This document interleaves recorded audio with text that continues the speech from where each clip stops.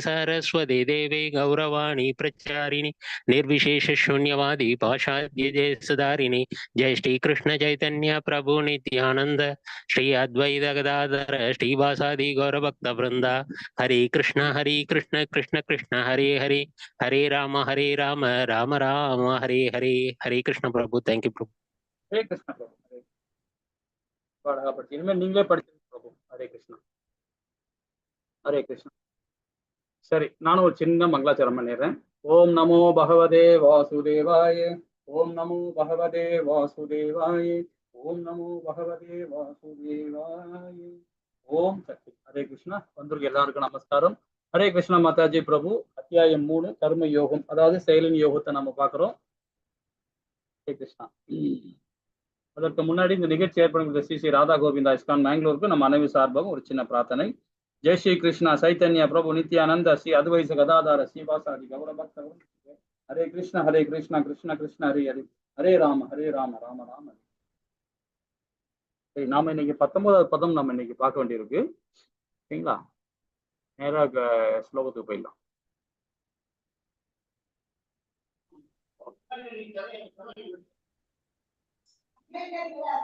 ஹரே கிருஷ்ணா மாதாஜி பிரபு. யாராவது படிக்கிறீங்களா? हरे कृष्ण.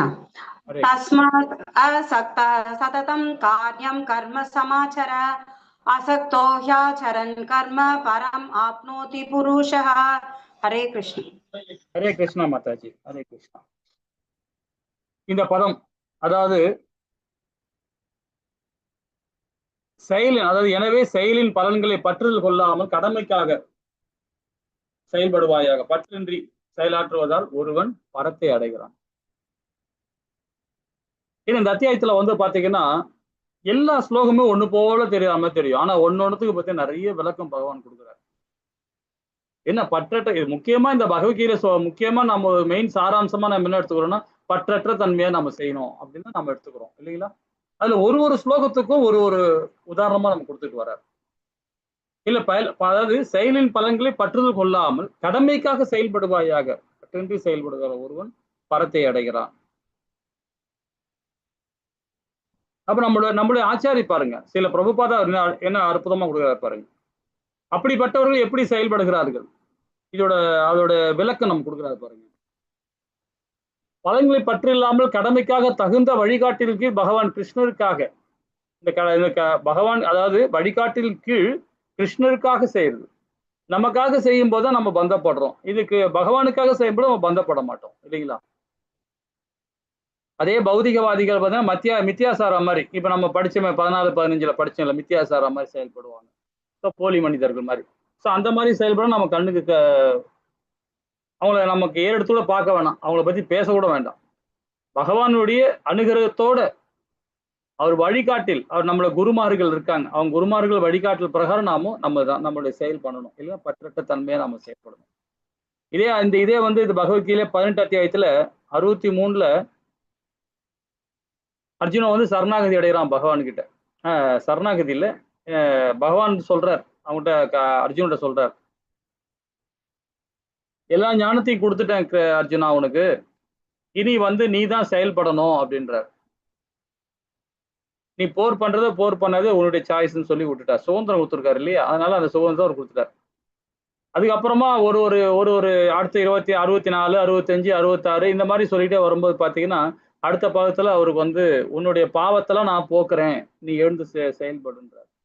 ஒரு விதத்துல வந்து அது சத்தியம் வேற பண்றார். 66, 67, 68 இதுல பாத்தீங்கன்னா இந்த கீதையை யாரெல்லாம் உபதேசம் பண்றாங்களோ, இந்த கீதை யாரெல்லாம் பிரச்சாரம் பண்றாங்களோ எனக்கு பிரியமானவர்ன்றார் பகவான், என்னோட பிரியமான பக்தர்ன்றார்.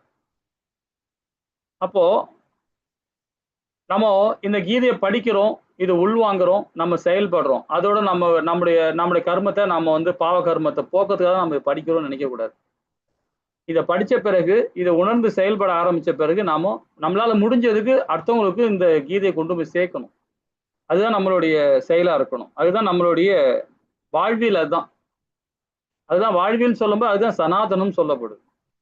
இப்ப கீதையை கொண்டு போய் சேர்க்கணும்னா நம்மளால முடிஞ்ச வரைக்கும் உபதேசம் பண்ண முடியலன்னா பரவாயில்ல, இந்த அட்மின்ல வந்து சேர்ந்துக்கிட்டு அட்மின் தொண்டு பண்றது, கோவில்ல சின்ன சின்ன விஷயங்களை கலந்துக்கிறது. அதே மாதிரி இந்த கீதையை புக்கை வந்து நம்மளால முடிஞ்ச வரைக்கும் நமக்கு நல்ல நாள் கண்டிப்பா நமக்கு எல்லாருக்கும் இருக்கும்.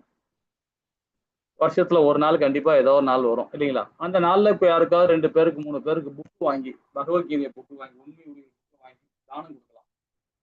கொடுக்கும்போது இந்த கீதையை பத்தி 4 விஷயங்கள் சொல்லி கொடுக்கலாம். நான் படிச்சேன், இந்த இடத்துல இந்த விஷயம் நான் புரிஞ்சுக்கிட்டேன், என் வாழ்க்கையில கொஞ்சம் அதாவது உங்களுடைய என்ன புரிஞ்சுக்கிட்டீங்க, என்ன செயல்பட்டீங்க, அதுல நான் என்ன பலன் அடைஞ்சேன், என்ன மாதிரி நான் அடைஞ்சிருக்கிறேன் அப்படின்றத உங்களுடைய விஞ்ஞானத்தை சொன்ன உங்களுக்கு புரிஞ்ச விஞ்ஞானத்தை நீங்க அவங்களுக்கு சொல்லி கொடுக்கலாம். சொல்லி கொடுத்து அந்த பகவத்கீதையை ஃப்ரீயா கொடுக்க வேணாம், ₹1 வாங்கிட்டு அவர்கிட்ட கொடுத்துட்டு வாங்கிட்டு அந்த ஒரு வடை உண்டியில போட்டுருங்க. அது உங்க இஷ்டம் அது இல்லைங்களா? அதான் இது மாதிரி பண்றது, இதுவும் வந்து ஒரு கீதையை உபதேசம் பண்ற மாதிரி தான் இது இல்லைங்களா? இப்ப நம்ம அந்த குருசீட பரம்பரை ஆச்சாரிகளுக்கு 32வது ஆச்சாரியர் நம்ம ஸ்ரீல பிரபுபாதா இருக்கிறார். அதுக்கப்புறம் 12 இக்ஷா குரு இருக்கிறாங்க இல்லைங்களா? அதுக்கப்புறம் அவர் நியமிச்சுட்டு போயிருக்காரு. அது மூலியமா நாம இப்போ கீதையை படிச்சுட்டு இருக்கோம் அவங்க மூலியமா. சோ அந்த குருசீட பரம்பரை ஒரு ஆச்சாரிகள் கொடுக்கிற ஞானத்தை நாம உணர்ந்து நாம செயல்படணும் இல்லைங்களா? அதான் நம்மளுடைய தலையாய பணி. அதுதான் நமக்கு அது. இதுல உட்பார்வை சொல்வது வேத சட்டங்கள், அதே மாதிரி பகவான் கிருஷ்ணன் உணவழி செயல்கள். வேத சட்டங்கள் மூலியமாக நாம என்ன பண்றோம், கீதையை உணர்ந்து நாமோ பகவானுக்கு அர்ப்பணம் பண்றோம். இன்னைக்கு பாத்தீங்கன்னா துவாதசி 10 மணிக்குள்ள நம்ம அந்த துவாதசியை முடிச்சாகணும். இன்னைக்கு எல்லாம் நீங்க முடிச்சிருப்பீங்கன்னு நினைக்கிறேன். ஏகாதசியை கம்ப்ளீட் பண்ணிருப்பீங்க காலையில 10 மணிக்குள்ள கம்ப்ளீட் பண்ணிருக்கணும். ஓகேங்களா? சோ இது என்ன சொல்லுது, சாஸ்திரம் சொல்லுது. இந்த சாஸ்திர பிரகாரம் நம்ம செயல்படணும் இல்லைங்களா? ஹரே கிருஷ்ணா. சரி, அடுத்த பதம் நிறைய சொல்ல வேண்டியிருக்கு. இது அடுத்த பதம் பார்த்துட்டு சொல்லுவோம். ஹரே கிருஷ்ணா மாதாஜி. 20வது பதம் மாதாஜி. ஹரே கிருஷ்ணா. கர்மணைவ ஹி சம்சித்திம் ஆஸ்திதா ஜனகாதயः லோகா சங்கிரஹம் ஏவாபி சம்பஷ்யன் கர்த்தும் அர்ஹசி. ஹரே கிருஷ்ணா. ஹரே கிருஷ்ணா மாதாஜி. ஜனகரை போன்ற மன்னர்களும் நியமிக்கப்பட்ட கடமைகளை செய்வதன் மூலமாக பக்குவம் அடைந்தனர். எனவே பொதுமக்களுக்கு அறிவூட்டுவதற்காக தான் நீ உன்னுடைய கடமையை செய்தாக வேண்டும்.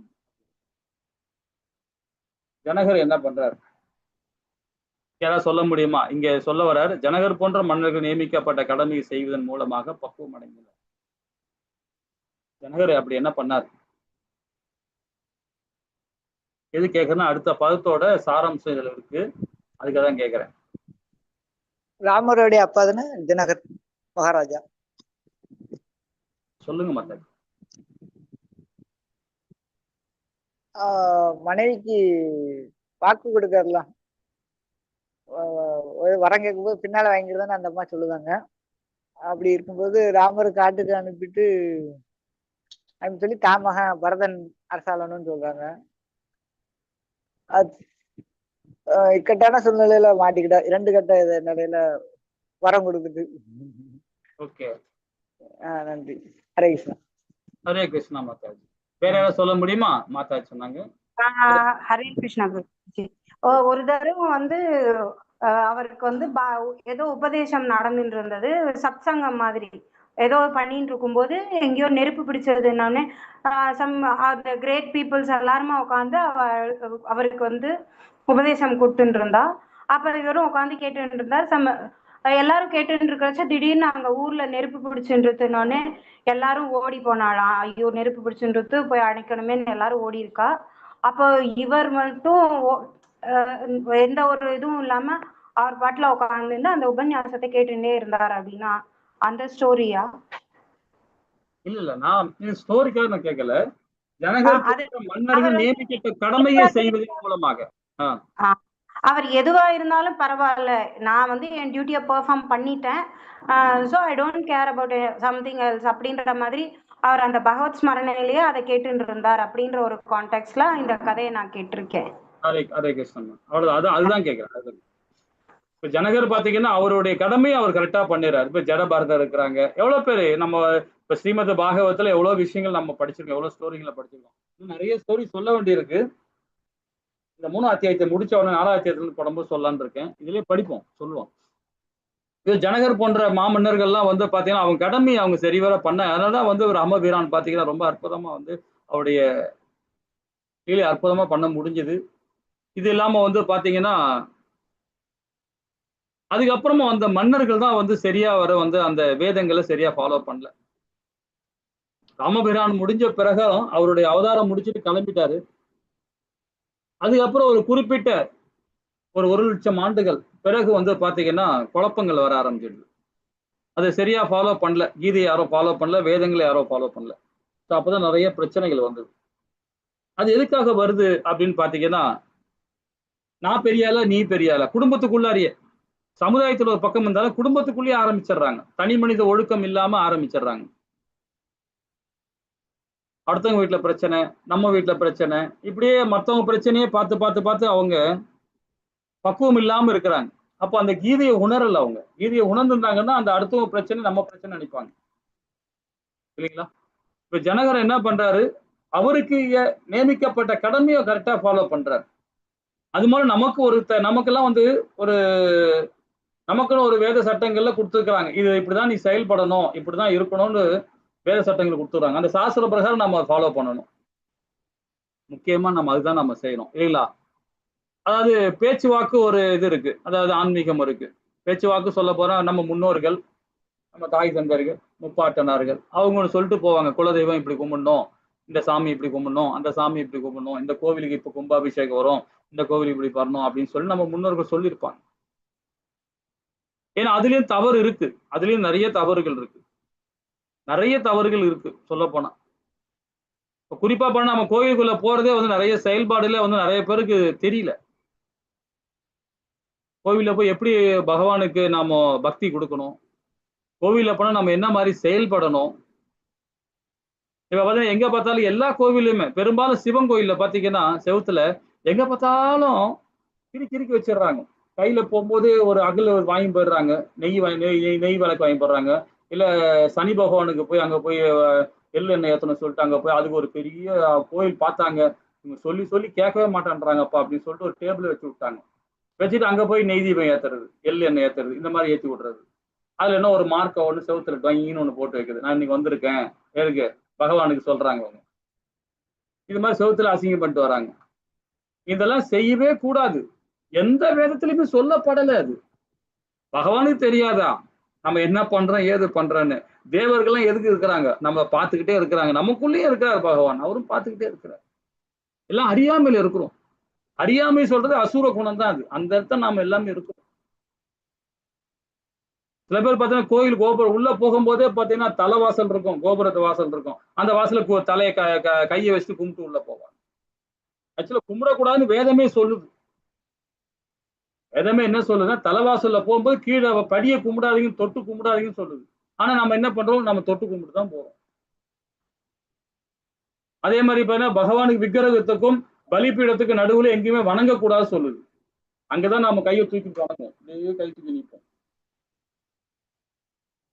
அது அது அவ்வளோ ஒரு எனர்ஜி, நம்ம அந்த எனர்ஜி இருக்கும். பகவானுக்கு விக்கிரகத்துக்கும் இந்த பலிபீடத்துக்கும் இந்த கொடி மரத்துக்கு நடுவுல எங்கேயுமே குறுக்கால போகக்கூடாது, குறுக்காலே கிராஸ் பண்ணவே கூடாது. ரொம்ப ஜாக்கிரதையா இருக்கணும். நம்ம கோயிலுக்குள்ள போகும்போது நம்ம என்ன பண்ணுவோம், குறுக்கால முறுக்கால போய் வருவோம்.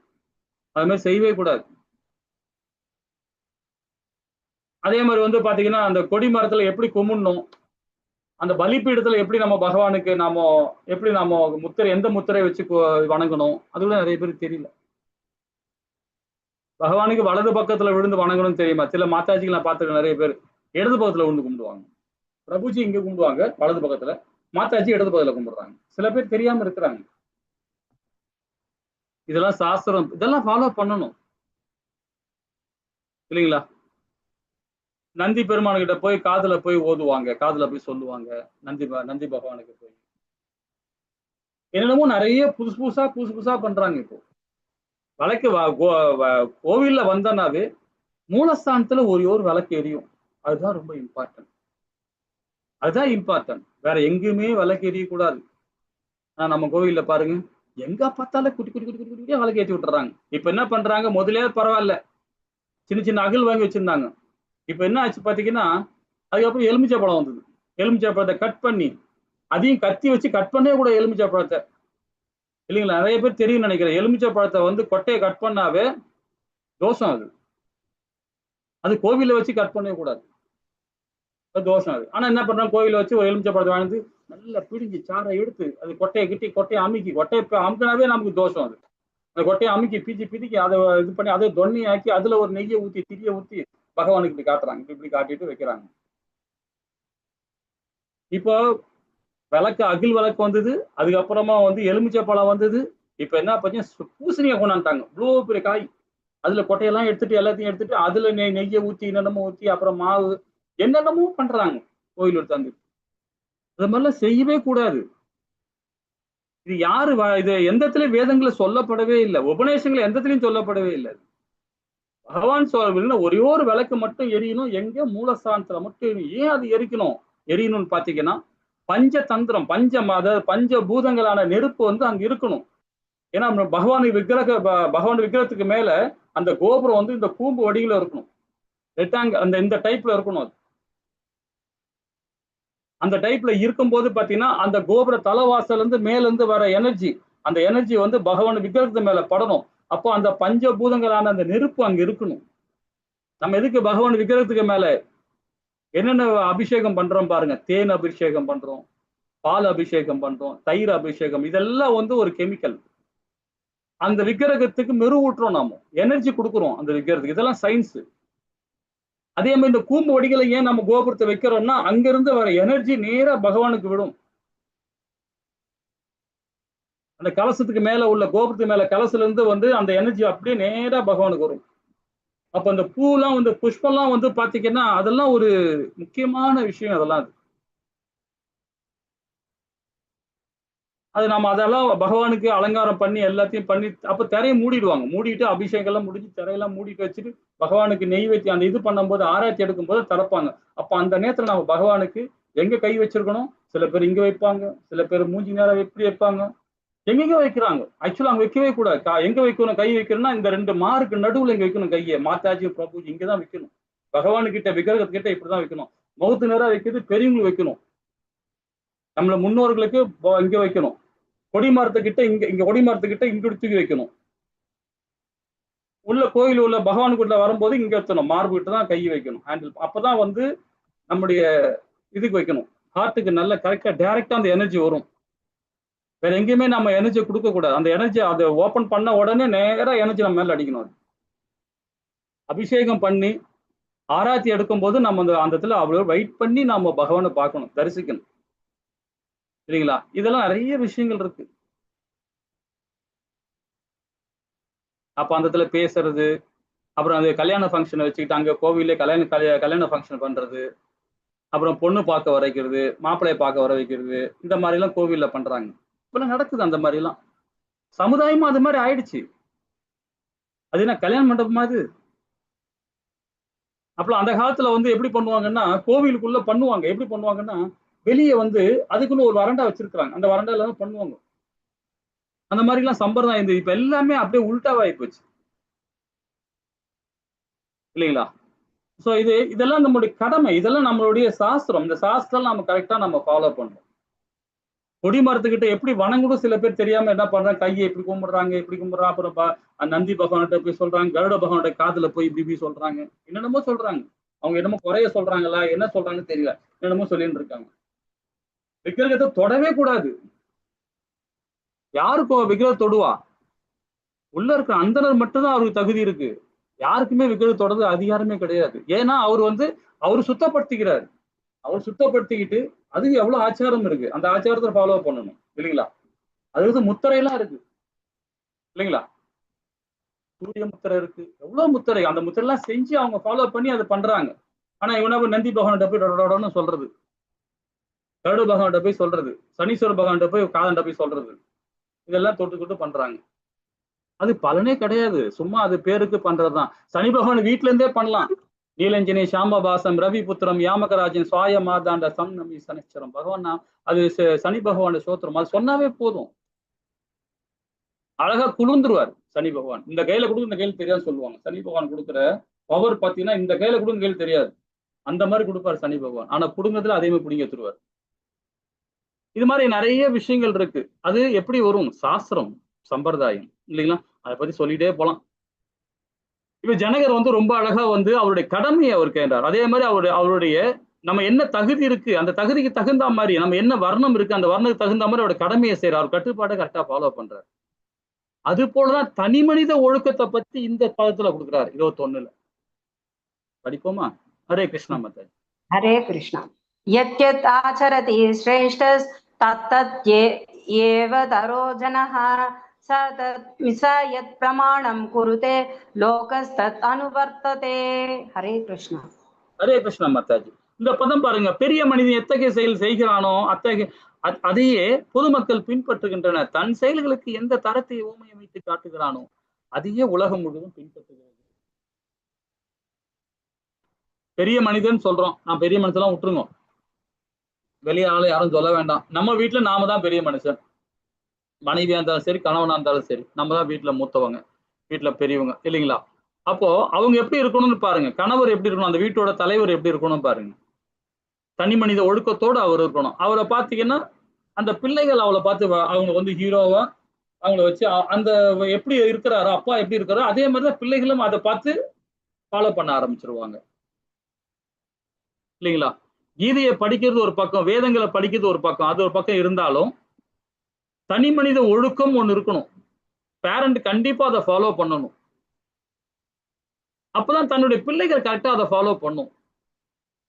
இந்த வாத்து மாதிரி டக்கு எப்படி போகுது பாருங்க, அழகா போகுது. அது பின்னாடி கூச்சிக்கு போயிட்டே இருக்கலாம். அது மாதிரி நம்ம வந்து வீட்டுல பெரியவங்க எப்படி இருக்கணுமோ அது மாதிரி தான் பிள்ளைகள் இருக்கும். அப்ப நம்ம தனி மனித ஒழுக்கத்தோடு இருக்கணும். அதுக்குன்னு நிறைய சாஸ்திரங்கள் இருக்கு இல்லைங்களா? சாஸ்திரம் என்ன சொல்லப்பட்டது? யாரையுமே திணிக்க கூடாது. நீ இதுதான் படிக்கணும்னு பிள்ளைய சொல்லக்கூடாது. நீ இந்த வேலைக்கு தான் போகணும்னு பிள்ளைகள் திணைக்க கூடாது. அவன் காலில் அவன் சுயமா சிந்திக்க ஆரம்பிச்சிட்டான்னா அவன் செயல விட்டுடணும். ஆனா அதுக்கு முன்னாடி வேதத்தை படிக்க வச்சு இதுதான் வேதம், இதுதான் சம்பிரதாயம், இதுதான் நீ ஃபாலோ பண்ணணும் தம்பி அப்படின்னு சொல்லி அந்த பிள்ளைகளை வளர்த்தோம்னா ஆட்டோமேட்டிக்கா அதை ஃபாலோ பண்ண ஆரம்பிச்சிடும் சரிங்களா? அந்த ஞானத்தை கொடுக்காம நாம வந்து வெறும் பௌதிக ஞானத்தை மட்டும் கொடுத்துட்டு கான்வென்ட்ல மட்டும் சேர்த்தா மட்டும் பத்துமா?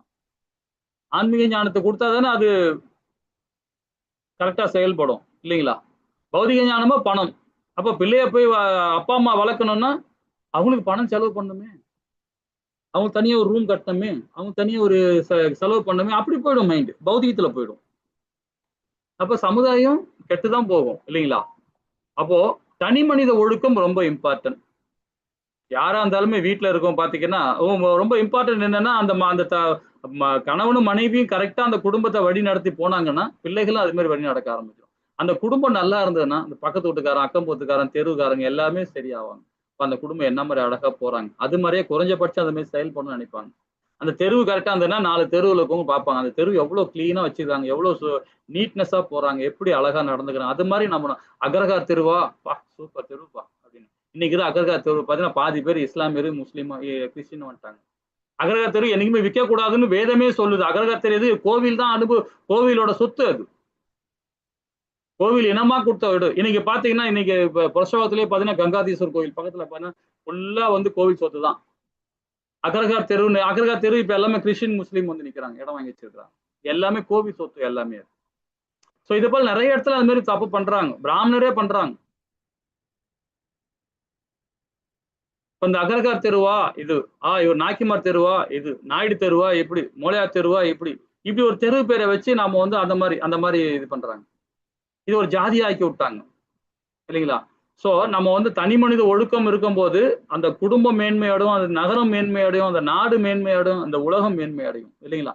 தனி மனிதம் ரொம்ப ரொம்ப இம்பார்ட்டன்ட்.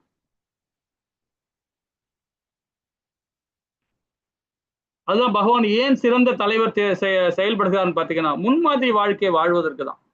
இப்ப சீல பிரபுபாதோட வாழ்க்கையை எடுத்திருக்கீங்கன்னா ரொம்ப அற்புதமான அவருடைய செயல்பாடு ரொம்ப அற்புதமா இருக்கு.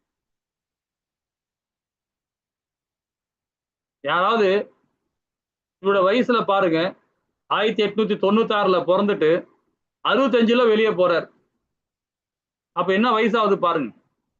1965ல வெளிநாடு கிளம்புறார். அது 47 நாள் கப்பல்ல இங்கிருந்து போகணும் அமெரிக்காவுக்கு, மும்பைல இருந்து கிளம்புறார். அப்போ அவ்வளவு பெரிய வயசுல உள்ளவர், கடல் வந்து எல்லாருக்கும் செட் ஆகாது. சிசிக்கு வரும், வாமிட்டிங் வரும், தலை சுத்தம், உடல் ப்ராப்ளம், உபாதைலாம் வரும். அவ்வளோ அந்த ஏஜ்லயும் அவர் என்ன பண்றாரு, அவருடைய குரு சொன்னதை ஃபாலோ பண்றாரு. இத்தனையும் அவர் உண்மையான ஒரு வைஷ்யர், அவர் வைணவரா என்ன பண்றாரு, அவர் கரெக்டா அவர் ஃபாலோ பண்றாரு, பிரச்சாரம் பண்றாரு, அவர் குரு சொன்னதை படி பிரச்சாரம் பண்றாரு, வேதத்தை கொண்டு போய் சேர்க்கிறார், கீதையை போய் சேர்க்கிறார். அப்ப அவருடைய வாழ்க்கையை நாமும் அதை ஃபாலோ பண்ணணும். எப்படிப்பட்ட பாருங்க, இப்ப இந்த கலிகாலத்துல மட்டும்தான் நாம வந்து நினைக்கிறோம் இது ஒரு மோசமான லோகம், இது இரும்பு லோகம்னு சொல்றோம். இதே பகவானோட வாழ்ந்த காலம் பாருங்க, அதுவும் மோசமா தான் இருந்தது. பகவானால அது புண்ணியம் பட்டுது இல்லைங்களா, பகவானால அது புண்ணியம் பட்டுச்சு. அதுக்கு முன்னாடி பாருங்க, கல்யாணம் பண்ணிட்டு உள்ள வரும்போதே வாசுகி தாயாரும் சரி, வாசுதேவரும் சரி, தேவகி தாயாரும் திருமணமாகி அப்பதான் உள்ளே வராங்க. உடனே கம்சன் என்ன பண்றான், உடனே தாயாரை கொல்ல போறான். ஏன்னா அசூரி சொல்லிடுச்சு, 8வது குழந்தை உன்னை கொல்ல போகுது அப்படின்னு. அப்போ எந்த மாதிரி ஒரு அசுர குணமா இருக்கான் பாருங்க கம்சன், இல்லைங்களா. அது அழகா வந்து பாத்தீங்கன்னா அந்த மாதிரி இருந்தது, அப்போ இருந்தது. பகவான் பகவத்கீதை உபதேசம் பண்ணி எல்லாத்தையும் சரி பண்ணார். கலியுகத்திலே நம்ம கரெக்டா இருக்கணும், ஒரு குருவை ஃபாலோ பண்ணுங்க, அந்த குரு சொல்றதை கேளுங்க அப்படின்னு. ராமானுஜாச்சாரி எவ்வளவு பெரிய விஷயம், நிறைய மகிமை எல்லாம் பண்ணியிருக்கிறார். சங்கராச்சாரியார், ஆதிசங்கரர் என்ன மாதிரி அற்புதம் எல்லாம் பண்ணியிருக்கிறார் இல்லைங்களா. மச்சுவாச்சாரி, விஷ்ணு சுவாமிகள், வில்வமங்கு தாகூரார் என்ன மாதிரிலாம் அற்புதங்கள்லாம் நிறைய பண்ணியிருக்காங்க இல்லைங்களா. அவங்கள வழி நடத்தணும், முன்மாதிரி வாழ்க்கையை நம்ம வாழணும். உதாரணம் காட்டுவதுதான் பகவான் ஒரு அவதாரம் கொடுக்குறாரு, ரொம்ப அற்புதமான அவதாரம் கொடுக்குறாரு. பகவான் கிருஷ்ணருக்காக இந்த 3 சாராம்சம் நம்ம செயல்படணும் இல்லைங்களா. ஹரே கிருஷ்ணா. நாம் அனைவருமே யாருக்கோ தலைவர்கள். நான் அதாவது என்னை சார்ந்தவர்கள் சரியான பாதையில் வழிநடத்துகிறேன்னா இப்ப ரொம்ப இம்பார்ட்டன்ட். ஒரு ஆபீஸ்ல வந்து நம்ம ஒரு நிர்வாகம் பண்றோம்னா அந்த ஆபீஸை ஒழுங்கா பண்ணணும்னா நாம கரெக்டா இருக்கும். நாம சரியில்லைன்னா அந்த ஆபீஸ் எப்படி நிர்வாகம் பண்ண முடியும் இல்லைங்களா. ஒரு தொழிலே பண்ண முடியாது. இதே 18 என்ன சொல்றாரு, 17-18 இதான் சொல்றாரு பகவான். ஒரு தொழில் சார்ந்த செயல் கூட வந்து சொல்றாரு, சத்துவத்துல இருந்தா எப்படி செய்வான், ரசோல இருந்தா இப்படி செய்வான், தமஸ்ல இருந்தா இப்படி செய்வான்னு சொல்லுவார். 17-18 மூணுத்தையும் சொல்றாரு. அந்த 3 குணத்துக்கு தகுந்த மாதிரி செயல்படுறான் அப்படின்றாரு. அப்போ இந்த 3 குணத்துல ஒருத்தன் இருக்கிறான்னா, ஒரு தலைவன் ஸ்தானத்துல இருக்கிறவன் தப்பா தான் பண்ணிட்டு இருப்பான். திடீர்னு பார்த்தா அறிவாளி மாதிரி இருப்பான், திடீர்னு பேராசை பிடிச்ச மாதிரி இருப்பான், திடீர்னு சோம்பேறித்தனமா இருப்பான். இந்த 3 குணம் சார்ந்து இருக்கிறவன். ஏன்னா அது ஒரே மாதிரி இருக்காது, அந்த 3 குணம் மாறில வந்துட்டு இருக்கும் அவனுக்கு தகுந்த மாதிரி. ஏன்னா பௌதிகத்துல இருக்கிறான் இல்லையா.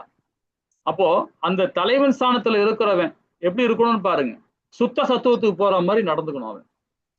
அவனோட செயல்பாடு அப்படி இருக்கணும் இல்லைங்களா. ஹரே கிருஷ்ணா. 22வது பதம் மாதாஜி. ஹரே கிருஷ்ணா. நமே பார்த்தாஸ்தி கத்வம் தரிஷு லோகேஷு கிஞ்சன நானவாப்தம் அவாப்தவ்யம் வர்த்த ஏவச கர்மணி. ஹரே கிருஷ்ணா. ஹரே கிருஷ்ணா மாதாஜி, அழகா படிச்சீங்க. இதுல என்ன சொல்றாரு, பிதாவின் மகனே, உலகிலும் நான் செய்ய வேண்டிய கடமை எதுவுமே இல்லை, எனக்கு தேவையோ நான் அடைய வேண்டியது எதுவுமே இல்லை, இருந்தும் நான் விதிக்கப்பட்ட கடமை. ஆனா அவருடைய வேலையை அவர் கரெக்டா பண்ணிடுறாரு, அவருடைய செயல் கரெக்டா பண்ணிடுறாரு. ஒரு அவதாரம் எடுக்கிறாருன்னா அந்த அவதாரத்துக்குள்ள கரெக்டா பண்ணிட்டு போயிடுறாரு. அவர் ஒரு அவதாரத்திலையும் பாருங்க, பகவான் அவருடைய சகாக்கள் வருவாங்க, சகாக்கள்லாம் அற்புதமான சகாக்கள் வருவாங்க.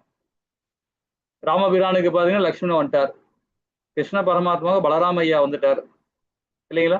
இங்க சைத்தன்ய மகாபிரபு அவதாரம் கொடுக்கும்போது நித்யானந்தர் வந்துட்டார்.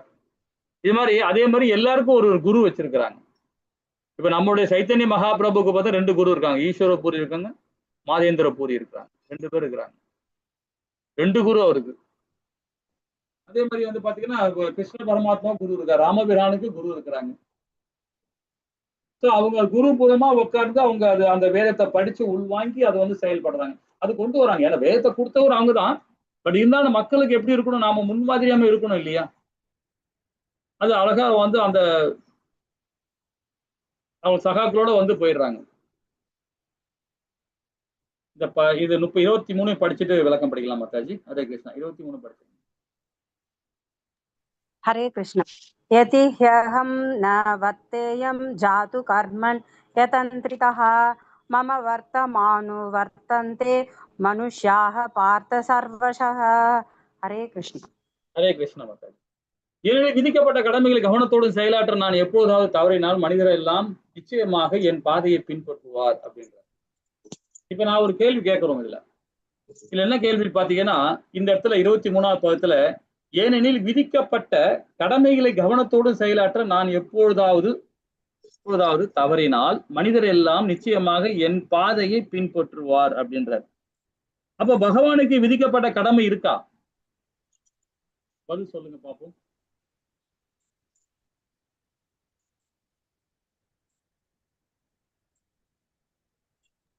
ஹரே கிருஷ்ண பிரபு. பகவானுக்கு இல்ல பிரபு. ஆனா நம்ம எப்படி நடந்துக்கணுங்கிறத பகவான் தான் நடந்து காட்டுறாரு. ஹரிபோல் பிரபு, ஹரிபோல் ஹரிபோல். பகவானுக்கு கடமைகள் கிடையாது, ஆனா அவர் முன்மாதிரியா இருந்து காட்டுறார்.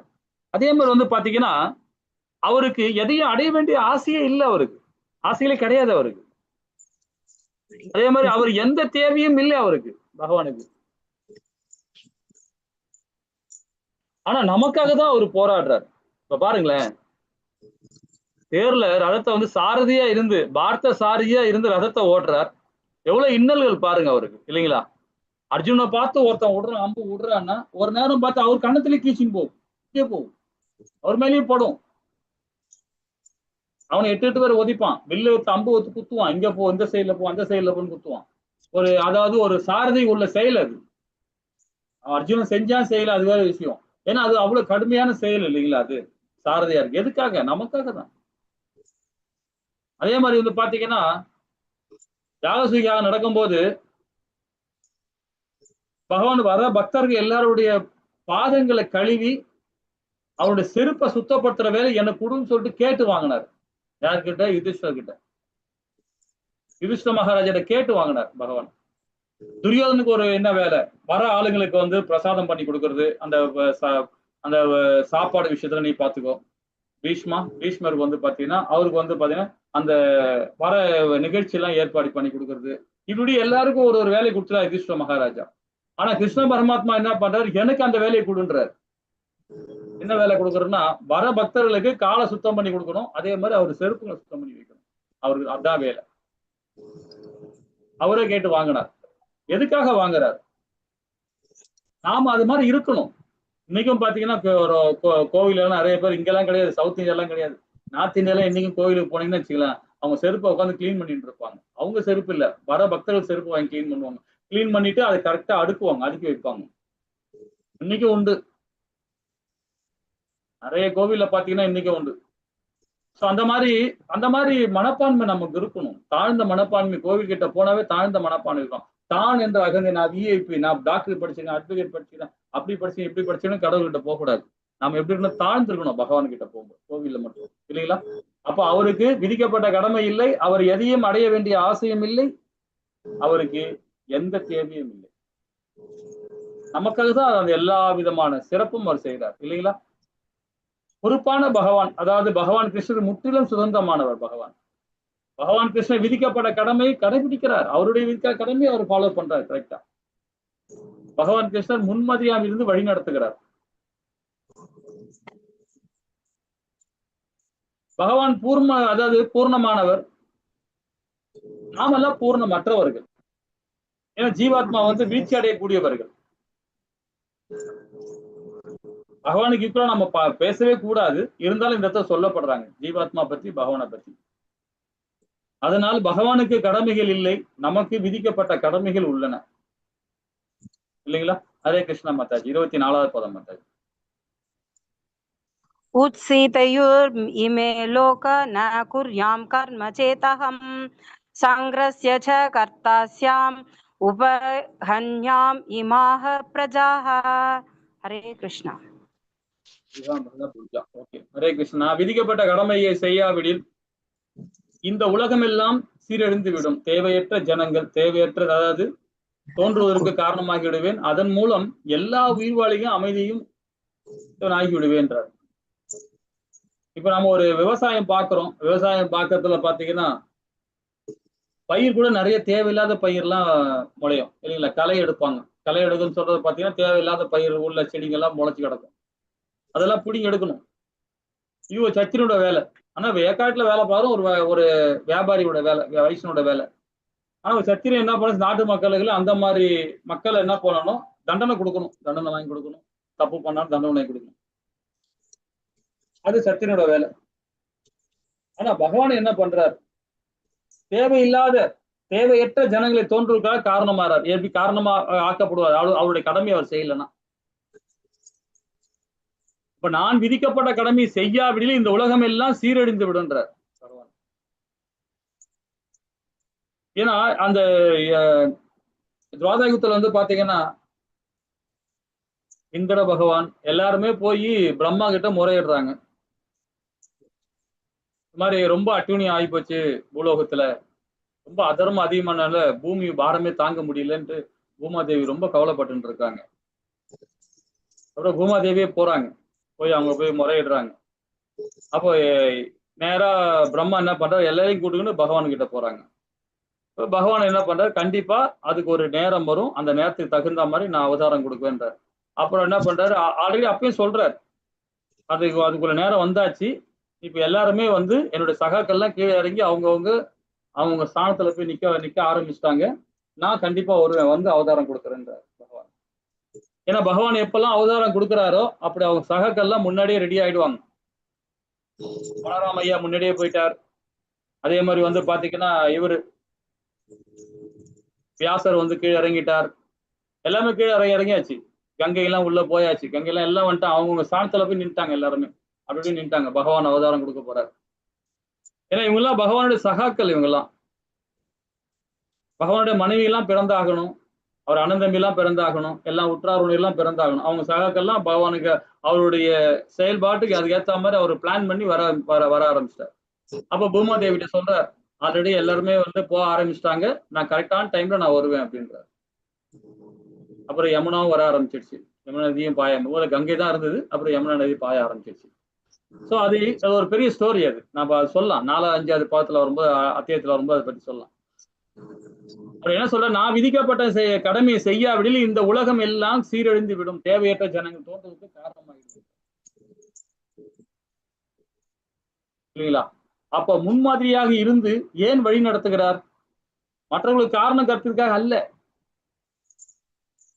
பொது சமூகத்தின் அமைதியை காப்பதற்காக தான், தர்மத்தை நிலைநாட்ட இல்லைங்களா. பொது சமூகம் சொல்லும் போதே பாத்தீங்கன்னா பொதுமக்கள் எல்லாருமே தான், இது பிராமணன் சத்திரனோ சூத்திரனா வைஷ்ணவன் அப்படி கிடையாது, பாகுபாடு கிடையாது, எல்லாமே சமுதாயம் தான். மூணாவது தர்மத்தை நிலைநாட்ட இல்லைங்களா. அப்ப நகல் செய்வதை மற்றும் அறிவுரைகளை பின்பற்றுவது இரண்டுமே வெவ்வேறு வழி, முக்கியமா தெரிஞ்சுக்கணும். முக்கியமா சொல்றதே அதுதான், பகவானை நகல் செய்யவே கூடாது, அறிவை மட்டும்தான் பின்பற்றணுமே தவிர அவள் நகல் செய்யவே கூடாது. ஏன்னா பகவானுடைய அம்சம் நம்ம எல்லாருமே, அதுல வந்து 14வது 15வது பாகத்துல சொல்றாரு பகவான் அத்தியாயத்துல, நம்ம எல்லாம் பகவானுடைய அம்சம் தான். ஆனா அது நம்ம பகவான் கிடையாது, பகவானோட பிம்பம் நம்ம எல்லாருமே, அவருடைய நிழல் நம்ம எல்லாருமே. நிழல் இருக்கும்போது கண்டிப்பா நிஜம் இருக்கு இல்லையா, நிஜம் தான் பகவான், நிழல் தான் நாமும் இல்லைங்களா. அப்ப அவர் நகல் செய்யவே கூடாது, நாம அவர் அறிவுரை தான் பின்பற்றணும். இரண்டும் வெவ்வேறு வழிதான். நாம் பகவான் கிருஷ்ணர் நகல் செய்யக்கூடாது, ஏனென்றால் பகவான் கிருஷ்ணர் அல்ல, நாம் கிருஷ்ணர் அல்ல, நாம் அவரது அறிவுரையை பின்பற்றி தெய்வீகமானவனாகும். நம்ம வீட்டுல குழந்தைங்க இதை பாக்குறீங்களா, தாயும் மகளும் உட்காந்துட்டு இருக்காங்க லேப்டாப்ல, தாய் என்ன செய்யறோம் அதே மாதிரி மகளும் செய்யறான், அது நகல் பண்றோம். ஆனா பகவான் நாம பகவான் அம்சம்னு சொல்றாரு, அதனால நாமெல்லாம் பகவான் தானே அப்படின்னு நினைக்கிறாங்க நிறைய பேர். இப்ப அப்படித்தானே நிறைய பேர் சுத்தின்னு இருக்காங்க. ஒரு மாதாஜி பாத்தீங்கன்னா அது எந்த கோத்திரம்னு தெரியல, எந்த இதுன்னு தெரியல. அவங்க ஒரு 10 வருஷத்துக்கு முன்னாடி பாத்தீங்கன்னா அவங்கள பத்தி பேப்பர்லயும் மீடியாக்களையும் ரொம்ப மோசமா போட்டுட்டு இருந்தாங்க ஒரு 6 முன்னாடி. ஆனா இப்ப பார்த்தா அவங்க கடவுளாயிட்டாங்க. அந்த அம்மாவை பத்தி அவ்வளவு சோசியல் மீடியால, டிவி, டெலிவிஷன் நிறைய விஷயங்கள் வந்தது அந்த அம்மாவை பத்தி. ஆனா இப்ப பார்த்தா கடவுளா வணங்க ஆரம்பிச்சுட்டாங்க. அந்த நான் தான் கடவுள்னு சொல்றாங்க, அந்த அம்மாவே சொல்றாங்க நான் தான் கடவுள், நான் தான் பராசக்தின்றாங்க. எவ்வளவு அதர்மம் பாருங்க, எவ்வளவு அதர்மம் ஆயிருக்கு பாருங்க. இது மாதிரி இது பண்ணவே கூடாது இல்லைங்களா. அதே மாதிரி நம்ம கோவில கூட பாத்தீங்கன்னா கூட நிறைய பேர் இன்னும் நிறைய தப்பு பண்ணுவாங்க. கோவில போனீங்கன்னா கோவில போனா வணங்குவாங்க. இப்ப நம்ம ஒரு முன்னோர்கள் வராங்க, பெரியவங்க இருக்காங்க, அப்பா அம்மா இருக்காங்க, டக்குன்னு அவங்க காலில் போய் ஆசீர்வாதம் வாங்குவாங்க. கோவிலுக்குள்ளார யாருக்காலையும் ஆசீர்வாதம் கொடுக்க கூடாது, ஆசீர்வாதம் வாங்கவும் கூடாது. ரொம்ப தவறு அது. பகவானுக்கு மட்டும்தான் ஆசீர்வாதம் கொடுக்கணும் அந்த சக்தி இருக்க தவிர வேற மனிதரா பிறந்த யாருக்குமே கிடையாது. அதே மாதிரி பகவான் கிட்ட அங்க அங்க மட்டும் நாம வந்து ஆசீர்வாதம் அவர்கிட்ட தான் ஆத்ம நிவேதனம் பண்ணணும். அங்க போய் ஒரு பெரிய குரு மகாராஜா இருந்தா கூட சரி, அவரை வணங்க கூடாது கோவில்ல. ஏன்னா பகவானை மட்டும்தான் வணங்கணும். எனக்கு இது ஒரு சம்பவம் நடந்தது. எனக்கு நம்மளுடைய கோவிலோட ஆச்சாரியா இருக்காருல்ல, இப்போ பிரசிடண்டா இருக்கார். பூரி ஜெகநாத் கோவில்ல நான் கொஞ்சம் அந்த டைமுக்குள்ள வர சொல்லிட்டாங்க. எல்லாமே ஜெகநாத் கோயில் வாசல்ல எல்லாம் டைம் வந்துருங்க நாங்க. அப்ப சென்னையில இருந்து ஒரு பிரபு, நானு, ஒரு மாதாஜி 3 பேர் கொஞ்சம் லேட்டா போயிட்டோம். ஆனா நாங்க இருக்கிற இடம் லாட்ஜ் வந்து கொஞ்சம் தள்ளி வச்சுட்டாங்க, எங்களுக்கு கொடுத்துட்டாங்க. அங்கிருந்து வரது கொஞ்சம் லேட் ஆயிடுச்சு. அதனால எல்லாருமே உள்ள போயிட்டாங்க, கோயிலுக்குள்ள உள்ள போயிட்டாங்க, வராண்டாக்குள்ள போய் நிக்கிறாங்க. அப்ப நானும் அந்த பிரபுவும் மாத்தாச்சும் உள்ள ஓடணும். உள்ள ஓடி போய் சரி பார்த்தோன்னே பிரபுஜி என்ன பண்ணேன், கையெடுத்து கும்பிட்டேன் எங்க கோயிலுக்குள்ளார. அப்ப அவ்வளவா அந்த அளவுக்கு இது இல்லை. அப்ப அவரு வணங்கவே இல்லை. அவர் வந்து அவர் ரிப்பீட் பண்ணவே இல்லை. அவரும் பார்க்காத மாதிரி அப்படியே போயிட்டாரு. அப்ப எனக்கு கொஞ்சம் ஒரு மாதிரி ஏக்கமா இருந்தது. என்னடா நம்ம குரு தானே அவரு, நமக்கு குரு அவர் தானே சிக்ஷா குரு, அவர் நம்ம வணங்குறோம், அவர் வணங்கவே இல்லையே அப்படின்னு நினைச்சிட்டேன். இதான் என் ஃப்ரெண்டு தான் அவர்கிட்ட நான் சொன்னேன், இந்த மாதிரி வணங்காம போயிட்டாரு அப்படின்னு. ஏன்னா அவரும் என்ன மாதிரி தான், ஏதாவது காரணம் இருக்கும், நம்ம ஏன் பெருசாத்துக்கு விரும்பணும். திருப்பம் என்ன பண்ணார், எல்லாம் சாமியெல்லாம் பார்த்துட்டு உள்ள வரும்போது, அந்த மூலஸ்தானத்தை பார்த்துட்டு வெளியே வரும்போது அங்க வந்து அந்த இலையில கொடுப்பாங்க, சந்தனம் இதெல்லாம் கொடுப்பாங்க. அங்க வச்சு நாங்க பார்த்து பேசினும்போது அப்பதான் திருப்பியும் பிரபு உள்ள வர்றாரு, வெளியே வர்றாரு. அப்பவும் நான் வணங்கினேன். அப்போ அவர் பார்க்காத மாதிரி போயிடுவாரு. அப்பதான் எனக்கு ஒரு மாதிரி ஆயிடுச்சு, என்னடா அவர் வேணுமே பண்றாரு, நம்ம லேட்டா வந்துட்டோம் பொழுது. அதுதான் நம்ம வணங்கினா திருப்பி இது பண்ண. ஏன்னா அதே வந்து வெளியெல்லாம் வந்து வணக்கம் பண்ணோம், அது கீழே குனிஞ்சு கும்பிடுவோம். அப்பெல்லாம் உடனே அது இது பண்ணுவார், அக்செப்ட் பண்ணுவார். ஆனா உள்ள வந்து கண்டுக்க மாட்டேன்றாரு. எனக்கு ஒரு மாதிரி உறுத்திக்கிட்டே இருந்தது. அந்த யாத்திரா முடிஞ்சிட்டு நான் சென்னைக்கு வந்த பிறகு கூட எனக்கு கொஞ்சம் கஷ்டமாவே இருந்தது. அதுக்கப்புறமா ஒரு கிளாஸ்ல நான் அட்டென்ட் பண்ணி கேட்கும் போதுதான் எனக்கு தெரிஞ்சது, இது வந்து தவறு. கோயிலுக்குள்ளார வந்து யாருக்கிட்டுமே வணங்க கூடாதுன்றது. ஒரு குரு அவருடைய கடமை அவர் கரெக்டா செஞ்சுட்டாரு. அதுக்கப்புறம் நான் என்டி பிரபு நான் டைரக்டா கேட்டேன், நான் தவறு செஞ்சுட்டேன் பிரபுன்னு. இல்ல அது இயல்புதான், அது எல்லாருமே செய்யறது தான். நான் குருன்றனால நீங்க எல்லாமே என்ன வந்து அது மாதிரி பண்றீங்க, ஆனா கோவில் வச்சு அது மாதிரி பண்ணாதீங்க, அது அபராதம் அப்படின்றாரு. அதை நான் அக்செப்ட் பண்ணிட்டு நானும் அப்படி சொன்னேன்னா எனக்கு அபராதம்ன்றாரு. ஏன்னா நான் சாஸ்திரத்தை ஃபாலோ பண்றேன் அப்படின்னு. அது மாதிரி கோவில வச்சு யாரையும் வணங்கக்கூடாது, மனிதர்களை யாருமே வணங்கக்கூடாது. அதே மாதிரி குரு உட்காந்துட்டு இருக்காரு, ஸ்ரீமத் பாகவதம் கிளாஸ் எடுக்கிறாரு. ஞாயிற்றுக்கிழமை நம்ம கிளாஸ் எடுப்போம், அதை டெய்லி கிளாஸ் எடுப்போம். அங்க வந்து நம்ம பிரபுஜி எடுப்பார்.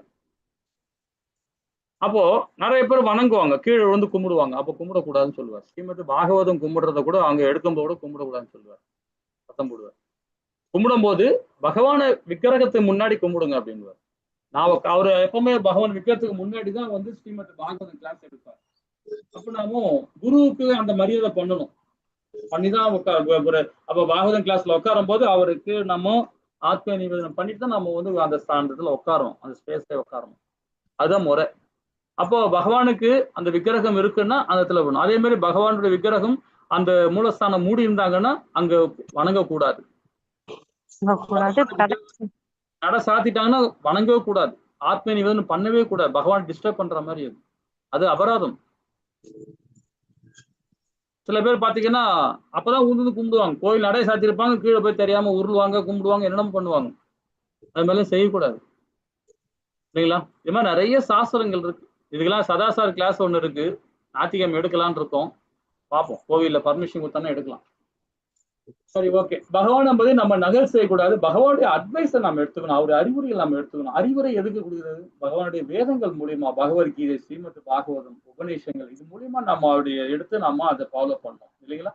ஹரே கிருஷ்ணா. 25வது பதம். ஹரே கிருஷ்ணா. சப்தாஹ கர்மண்ய வித்வாம்சோ யதா குர்வந்தி பாரத குர்யாத் வித்வாம்ஸ் ததா சக்தஷ் சிகீர்ஷுர் லோக சங்கிரஹம். ஹரே கிருஷ்ணா. பலனின் பற்றுதல் கொண்டு உள்ள அறிவற்றவன் தனது கடமையை செய்வதை போலவே அறிஞரும் கடமையை செயலாற்றலாம். ஆனால் பற்றுதல் எதுவுமின்றி பொதுமக்களை சரியான பாதையில் வழிநடத்துவதற்காக அது செயல்படுகிறதுன்றார். இங்க இடத்துல உடுதா பாருங்க. இப்ப நம்ம NND பிரபு சொன்ன மாதிரி இங்க நடக்குது பாருங்க, இல்லைங்களா? பலனின் பற்றுதல் கொண்டுள்ள அறிவற்றவன் தனது கடமையை செய்வதை போலவே அறிஞரும் கடமையை செயலாற்றலாம்ன்றார். ஆனால் பற்றுதல் எதுவுமின்றி பொதுமக்களை சரியான பாதையில் வழிநடத்துவதற்காக அது செயல்படுகிறது என்றார். அப்போ ஆன்மீகம் பௌதீகம், ஆன்மீகத்துல செயல்படும் போது தவறு இல்லை. ஏன்னா ஆன்மீகம் சொல்றது பாத்தீங்கன்னா வேதங்களை சொல்லப்பட்டு நம்ம செயல்படுறோம். பௌதிகம் சொல்லும் போது பாத்தீங்கன்னா நம்மள பந்தப்படுத்தும், இல்லைங்களா? அது இந்த டிஃபரண்ட் நம்ம கொடுக்குறாரு. பலனில் பற்றுதல் கொண்டுள்ள அறிவற்றவன் தனது கடமையை செய்வது போலவே அறிஞரும் சொல்லும் போது ஞானி கடமையை செயலாற்றலாம், அந்த மாதிரி செயலாற்றலாம். ஆனால் பற்றுதல் எதுவுமின்றி. அப்போ ஒரு கிரகஸ்தன் எப்படி இருக்கணும்? குடும்பத்துக்கு கண்டிப்பா பணம் தேவை, இல்லைங்களா? குடும்பத்துக்கு பணம் தேவை. அவ வேலை செஞ்சுதான் வேலைக்கு போய் தான் ஆகணும், இல்லைங்களா? வேலைக்கு போகணும், பணம் சம்பாதிக்கணும், குழந்தை கான்வென்ட்ல சேர்க்கணும், ஸ்கூல்ல சேர்க்கணும், வேதம் படிக்க வைக்கணும். எல்லாத்துலயும் இப்ப காசு தானே பிரதானமா ஆகி போச்சு. அதுக்கு நாம உழைச்சுதான் ஆகணும். அப்ப நம்ம பௌதிகத்துல போய் தான் ஆகணும். ஆனா அதுல எப்படி இருக்கணும்? பற்றற்ற தன்மையா இருக்கணும். அதுதான் சொல்ற. அறிஞர்கள், கர்மயோகிகள், ஞானிகள் பற்றுதல் இல்லாம இருக்கணும். இருந்தாலும் பற்றுதல் இல்லாம இருக்கணும். அப்போ அந்த மாதிரி நம்ம செயல்படணும்னா அது பக்குவமா இருக்கணும். அப்போ அது எப்படி இருக்கணும் பாருங்க. பணம் சம்பாதிக்கிறது நமக்கு தேவைக்காக சம்பாதிக்கணும். அளவுக்கு அதிகமா சம்பாதிக்க கூடாது, அளவுக்கு அதிகமா உழைக்க கூடாது, அளவுக்கு அதிகமா உண்ணக்கூடாது, அளவுக்கு அதிகமா தூங்கக்கூடாது. இதை பத்தி எல்லாம் படிப்போம், இதெல்லாம் வரும், பகவத்கீதையிலே வரும். அப்ப பொதுமக்களை சரியான பாதையில் வழிநடத்துவதற்காக அது செயல்படுகிறது அப்படின்றார். அப்போ ஏன் கடமையை செய்கிறான்? எதனும் ஆசை இருக்கிறதா? இல்ல ஆசை பகவான் கிருஷ்ணனை திருப்திப்பட மட்டுமா? பகவானை திருப்திப்படுத்துவது மட்டும்தான். அந்த ஆசை பகவானுக்கு திருப்திப்படுத்தும். உட்பார்வைன்னு பாத்தீங்கன்னா பகவான் கிருஷ்ணர் பக்தனுக்கும் பௌதீக செயல்களுக்கும் பற்றுதல் கொண்டவனா போலவே செயல்படுவதாக தோன்றலாம். இந்த ரெண்டு படத்துலயும் பாருங்க, ரெண்டு பேருமே அவங்க சர்வீஸ் பண்றாங்க. இது பௌதீகம், இது பணம் சம்பாதிக்காக அவரு ஹோட்டல்ல வேலை பார்க்கறாங்க, ஷெஃபா இருந்து வேலை பார்க்கறாங்க. அதே இந்த அம்மா இருக்க பாருங்க, இவங்களும் ஷெஃப் தான். ஆனா பாத்தீங்கன்னா பகவானுக்கு பிரசாதம் பண்ணி கொடுக்குறாங்க, உணவு ரெடி பண்ணி கொடுக்குறாங்க. நமக்கு பகா பிரசாதமா வரப்போகுது, இல்லைங்களா? ஆனால் அவர்கள் இருவருமே தங்கள் விருப்பங்களை அடிப்படையில் வேறுபடுத்தப்படுகின்றன. ரெண்டு பேருமே இருக்காங்க, ரெண்டு பேரும் ஒரே காரியம் தான் பண்றாங்க. ஆனா இவங்க பணத்துக்காக பண்றாங்க, அவங்க சேவைக்காக பண்றாங்க, பகவானுக்காக பண்றாங்க. முத்திக்காக கிடையாது, சேவைக்காக பண்றாங்க. ஏன்னா நித்திய சேவகன் ஆத்ம ரூபத்துல பண்றாங்க.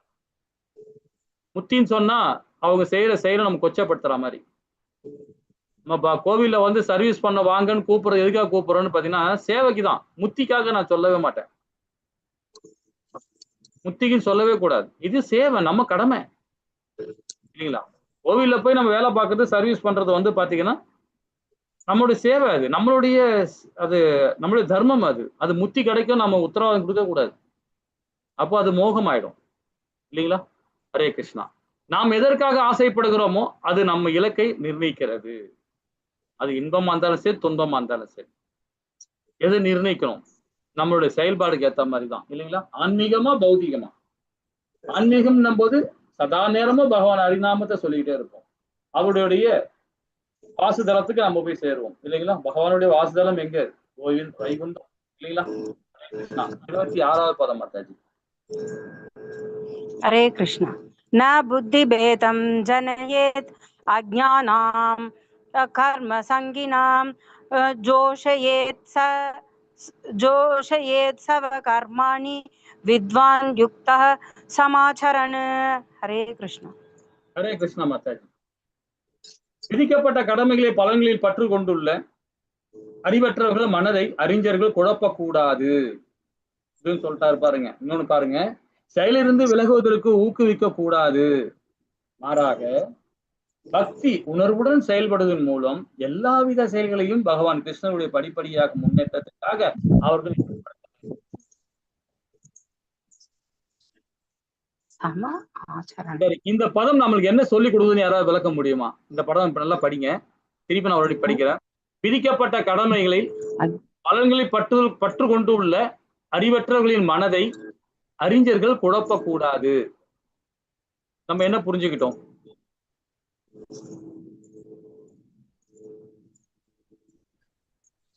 மனித பிறவியின் நோக்கமே பகவானுக்கு பக்தி தொண்டு செஞ்சு அவரோட ஆன்மீக லோகத்தை அடைவது தான்.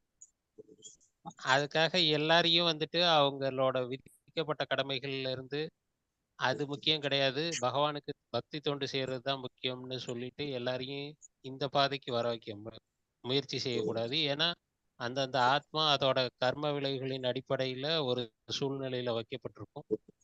அதை நம்ம இருக்கிற சூழ்நிலையில புரிதல்ல அவங்கள வந்துட்டு வாங்கன்னு சொல்றதுங்கிறது அவங்களுக்கு ஒரு குழப்பத்தை ஏற்படுத்தும்.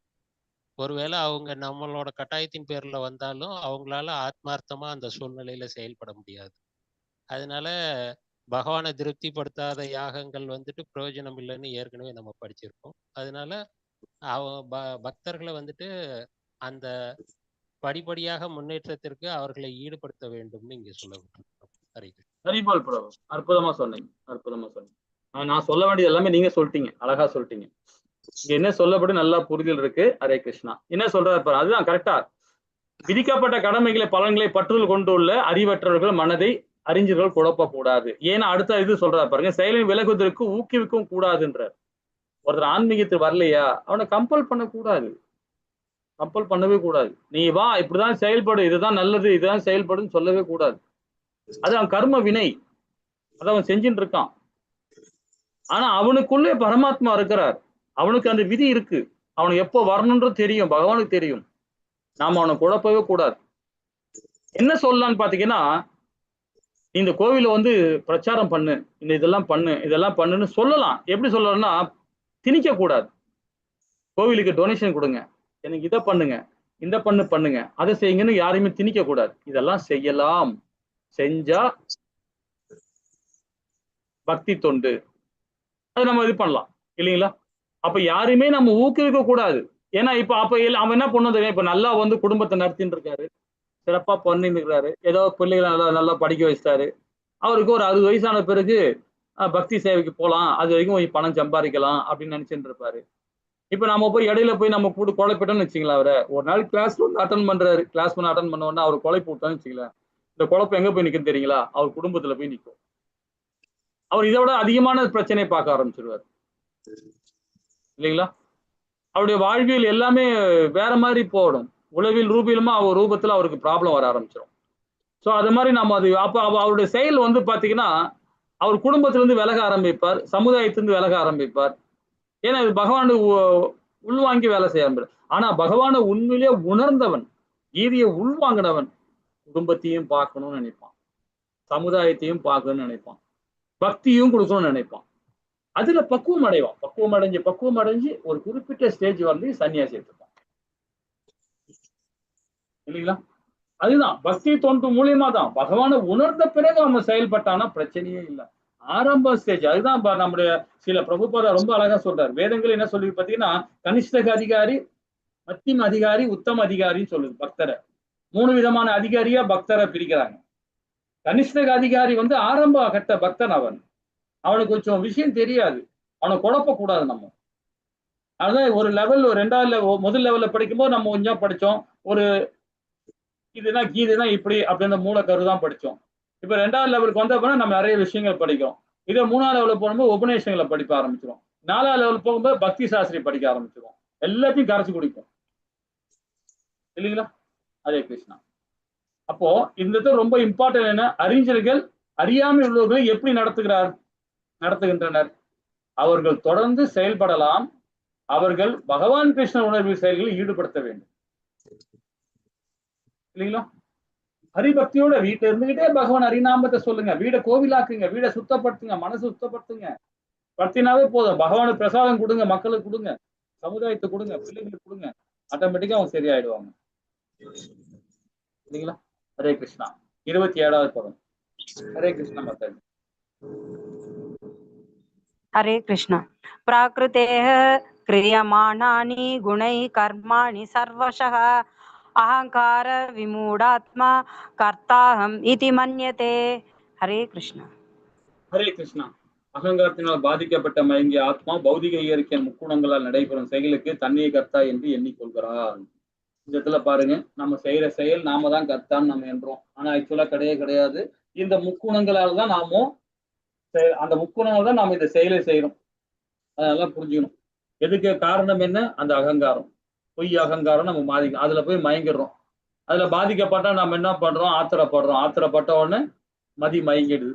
அப்போ பௌதிக இயற்கை குணங்களை நாம போயிடுறோம். ஆனா என்ன நினைக்கிறோம் பாத்தீங்கன்னா, நாம தான் அதுக்கு அது காரணங்கத்தான் நாம தான் நினைக்கிறோம். கண்டிப்பா நாம கிடையாது. இந்த 3 மாயா தான். சத்தோகுணம், ரசோகுணம், தமோகுணம். இந்த 3 துர்க்கை தான் நம்மளை ஆட்டி படைக்கிறான். 3மே ஒரே துர்க்கை தான், 3 விதமான செயல்பாடு. இதை பத்திலாம் நீங்க உபநேசங்கள் படிக்கும்போது படிக்கலாம். 3ஆவது லெவல் வரும்போது வாங்க. அது பாத்தீங்கன்னா நம்மளுடைய சில பிரபுபாதாவுடைய சீடர் ரொம்ப அழகா எழுதியிருக்காரு, புக் எழுதுகிறார். ஆத்ம தத்துவத்தை ரொம்ப அழகா எழுதுகிறார். அதே மாதிரி மாயா பத்தி ரொம்ப அழகா இருக்கு. அந்த மாயத்தை படிக்கும்போது பார்த்தீங்கன்னா நிறைய விஷயங்கள் படிக்கலாம். அதுல குணமாயா, ஜீவமாயா. அந்த குணமாயா, ஜீவமாயால 3 பிரிவு இருக்கு. 3ஆ பிரியும். அப்புறம் 14 இடத்துல எங்கெங்க அந்த மாயை எங்கெங்க நம்ம அது உள்ள போறோன்ற உள்வாங்குறோன்றதையும் ரொம்ப அழகா அந்த புக் எழுதியிருக்கார். அது நம்ம லெவல் 3ல வரும்போது அந்த புக்கு படிக்கலாம். 10 அத்தியாயம், மொத்தம் 24 அத்தியாயம் வரும். 10 அத்தியாயம் மட்டும் நம்ம படிப்போம். அப்போ இந்த குணங்கள் பாத்தீங்கன்னா குணமாயா, ஜீவமாயா. குணமாயா என்னும் போது பாத்தீங்கன்னா நம்மளுடைய குணத்தை அதையே புடிச்சு கட்டின்னு போவோம். நம்ம என்ன குணத்தை செயல்படுறோமோ, நல்ல குணமா, கெட்ட குணமா, கேடுகெட்ட குணமா, இந்த 3 குணத்தை எந்த குணத்துல இருக்கிறோமோ அந்த குணத்துக்கு ஏற்ற மாதிரி நம்ம செயல்படுத்தினே போவோம். அதே ஜீவமாயான்னு சொல்றது பார்த்தீங்கன்னா நம்மளுடைய புத்தி ஞானம், அது ஞானத்தை மறைக்க வைக்கும். அப்போ அந்த ஞானம், உண்மையான ஞானம் நம்மளை மறக்க வச்சிரும். அவ பாத்தீங்கன்னா நம்ம தப்பா பண்ணிட்டு இருப்போம். ஏன்னா ஆல்ரெடி கோபம் வந்தவருக்கு நம்ம வீழ்ச்சி அடையோட காலத்தை வந்துடும். நம்ம மோகத்துல போயிட்டோம். காமத்துல உள்ள இருக்கனால அந்த அகங்காரமே வருது நம்ம, இல்லைங்களா? அந்த அகங்காரம் வந்துட்ட பிறகு என்ன பண்ணுவோம்? கண்டிப்பா நாம தண்ணியில இழைக்கிறோம். ஆனா அது காரணம் யாரு? நாம தான் சொல்றோம். நாம கிடையாது, மாயத்தான், இல்லைங்களா? அப்ப மயங்கி ஆத்மா எப்படி நடந்து கொள்வான்னு பாத்தீங்கன்னா, தண்ணியை கர்த்தா என்று நினைத்துக் கொள்வான். நான் தான் வசந்தவன் நினைப்பான். என் சொல்படிதான் எல்லாரும் கேட்கணும்னு நினைப்பான். அந்த பௌதிக செயல்களிலும் பாத்தீங்கன்னா முழுமையாக ஈடுபடுவாங்க. பணத்துக்காக ஓடிக்கிட்டே இருப்பார். இந்த டைம் பார்க்க மாட்டாரு, இதை பார்க்க மாட்டாரு, உடலை பார்த்துக்க மாட்டாரு, சமுதாயத்தை பார்த்துக்க மாட்டாரு. தேவை பணம், ஓடிட்டே இருப்பார். மிகுந்த பற்றுதல் பண விஷயத்திலையும் சரி, பொருள் விஷயத்திலையும் சரி, உயிர் விஷயத்திலையும் சரி, எல்லாமே பற்றுதல் ஆயிடுறாரு, இல்லைங்களா? அப்ப பற்றுதல் இருக்கும் போது என்ன ஆகும் பாருங்க. கண்களுக்கு புலப்படாத விலங்குகளால் நான் கட்டப்பட்டு உள்ளேன் என்பதை கூட நான் அறியவில்லை என்றால் எவ்வாறு நான் என்னை அக்கட்டில் இருந்து விடுவித்துக் கொள்வேன்? பணம் தேவை, குடும்பம் தேவை, அதே மாதிரி நிறைய பௌதிகமான செயல்பாடு தேவை. இந்த மாதிரி செய்யும் போது பாத்தீங்கன்னா நம்ம ஆல்ரெடி கட்டுக்குள்ள வந்துட்டோம். ஆல்ரெடி நம்ம எல்லாம் கட்டுப்பட்ட ஆத்மா தான். ஆனா பாத்தீங்கன்னா இந்த பௌதிகத்தில் நம்ம கட்டுப்பட்டு ஆயிரும். இப்ப பௌதிக கட்டுப்படும் அந்த விலங்கை அவுக்கணும்னு நம்ம என்ன பண்ண முடியும் பாருங்க, இல்லைங்களா? இப்ப குடும்பம் மேல அதிகமான பற்று போயிடுச்சுன்னா நம்ம அந்த கட்டை அவுக்க முடியாது, ரொம்ப கடினமா இருக்கும். இப்போ ஒருத்தர் பாத்தீங்கன்னா ஒரு ஹாஸ்பிட்டல்ல ஒருத்தர் நோய்க்கு ரொம்ப உடம்பு ரொம்ப கஷ்டப்பட்டு இருக்கார், இறக்கும் தருவாயில் இருக்கிறார். அவர் என்ன பண்ணுவார் பாத்தீங்கன்னா, என் பேரனை கூட்டாந்து காட்டேன், என் மகனை கூட்டாந்து காட்டேன், என் மகளை கூட்டாந்து காட்டுங்களேன், நான் தான் இறக்க போறேன் இல்லையா அப்படின்னு சொல்லுவார். இது நல்லதா கெட்டதா? ஹரே கிருஷ்ணா. அவருடைய செயல்பாடு எண்ணங்கள் கரெக்டா சரியா?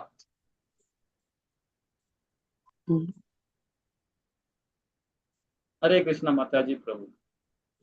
இன்னும் அவர் ரொம்ப most connected to the family.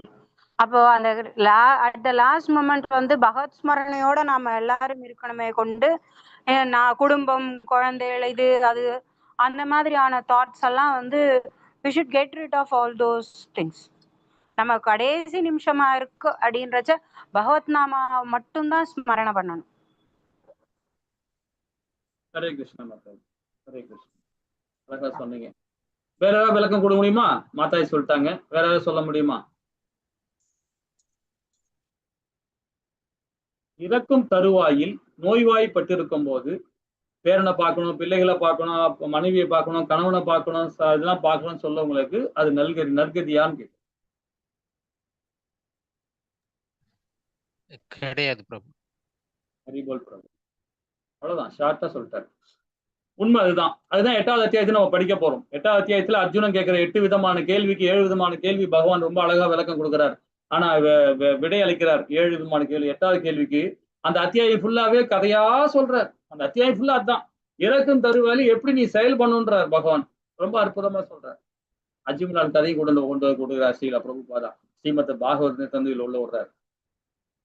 அப்போ இறக்கும் தருவாயை நம்ம பிள்ளைகளை பார்த்தோம்னு வச்சுங்களேன், அது மேல பற்றாயிடும். பேர பிள்ளைய பார்த்தோன்னா பற்றாயிடுவோம். மகனை பார்த்தா பற்றாயிடும், மகளை பார்த்தா பற்றாயிடும், மனைவியை பார்த்தா பற்றாயிடும், கணவனை பார்த்தா பற்றாயிடும். ஏன்னா ஒரு குறிப்பிட்ட வயசு வரைக்கும் நாம என்ன பண்ணோம்னா குடும்பத்தோட ஒன்றி வாழ்றது தப்பே இல்லை. 50 வயசு ஆச்சா அதோட ஏற கட்டிடணும், எல்லாத்தையும் ஏற கட்டிடணும். அவங்க வாழ்க்கையை வாழுங்கடான்னு சொல்லி விட்டுட்டு ஹரிபக்தி தான், பகவான் நாமம் தான் நம்ம. 50 வயசு ஆச்சுனாவே அதுக்கு ஃபாலோ பண்ணோம். அதுதான் ஸ்ரீ சம்பிரதாயம். 48 வயசு 12 வருஷம் வன வாழ்க்கை வாழணும். வாழ்ந்துட்டு 60 வயசு ஆனவுடனே கல்யாணம் பண்ணி அது 60 கல்யாணம் பண்ணுவாங்க. பண்ணி முடிச்ச உடனே ஆட்டோமேட்டிக்கா நீங்க என்ன பண்ணணும், சன்னியாசி எடுத்துக்கணும் இல்லைங்களா? நம்ம பிரம்மகுடிய சம்பிரதாயில பாத்தீங்கன்னா தன்னுடைய தாயை காப்பாத்துற அளவுக்கு பிள்ளை நின்ட்டான்னா, தன்னுடைய தாய் அந்த பையன் தன்னோட தாயை காப்பாத்துற அளவுக்கு சக்தி வந்துடுச்சுன்னா, தன் கால நின்று பணம் சம்பாதி தன்னுடைய தாயை காப்பாத்துல வந்துட்டான்னா அந்த வீட்டுல உள்ள ஆளு சன்னியாசி எடுத்துக்கலாம். தப்பே இல்லைன்னு நம்ம வேதம் சொல்லுது இல்லைங்களா? சோ அப்போ அந்த குறிப்பிட்ட வயசு வந்த பிறகு நாமும் பற்றற்ற தன்மையா செயல்படும். அதுக்காக குடும்பத்தை வேணாம் ரிஜெக்ட் பண்ணக்கூடாது. குடும்பத்தை ரிஜெக்ட் பண்ணக்கூடாது, வேணாம்னு சொல்லவே கூடாது. குடும்பத்தோட இருக்கணும், ஆனா பற்றற்ற தன்மையா இருக்கணும். அதுதான் இம்பார்ட்டன்ட். ஆனா இறக்கும் தருவாயிலே பகவான் நாமத்தை சொல்லணும் இல்லைங்களா? ஹரே கிருஷ்ணா. அப்போ இந்த பிறகு அதாவது நாம் அனைவருமே இயற்கையில் கட்டுப்பட்டு உள்ளோம். இப்ப நம்ம சொன்ன கதை அதுதான். நம்ம எல்லாருமே அந்த பௌதிகத்துல கட்டுப்பட்டு தான் இருக்கிறோம். ஏன்னா அதுதான் ஆத்மாவத்துக்கு உள்ள வச்சுக்கிறார், இங்க வச்சுக்கிறார். நம்ம இங்க வெளியே வைக்கல, உள்ளத்தையும் வச்சுக்கிறார் ஆத்மாவை. இந்த பௌதிகத்தோட உள்ளத்தை வச்சுக்கிறார், இந்த பௌதிகமான இந்த உடலோட வச்சு. ஆனா இந்த உடலையும் ஆன்மீகத்துல கொண்டு வர முடியும். நம்ம செயலால கொண்டு வர முடியும், புத்தியால கொண்டு வர முடியும், மனதால கொண்டு வர முடியும். ஆன்மீக தன்மையை கொண்டு இந்த உடல் புனிதமாயிடும்.